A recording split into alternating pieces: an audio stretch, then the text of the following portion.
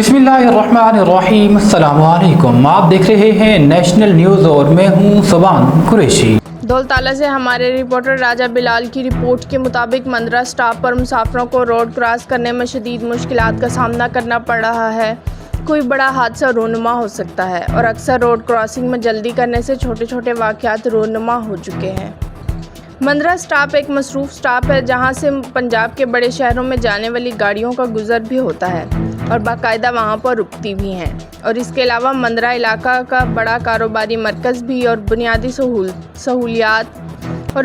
सहूलियात जिसमें हस्पताल, schools, union council दफ्तर, पुलिस स्टेशन और दीगर मामलात के लिए लोगों का आना जाना रहता है। चूँकि यहाँ से गुजरने वाली रोड पंजाब के बेशतर शहरों को पाकिस्तान के दारुल खिलाफा इस्लामाबाद और रावलपिंडी शहर से मिलाती हैं, यहाँ पर रोड क्रॉस करने में मुश्किलात होती हैं। मौजूदा हुकूमती नुमाइंदों से गुजारिश है कि इस मसले की तरफ तवज्जो दें और मंदरा स्टॉप पर ओवरहेड ब्रिज बनवाएं ताकि रोड क्रॉस करने में आसानी हो और किसी बड़े हादसे से आवाम को बचाया जाए।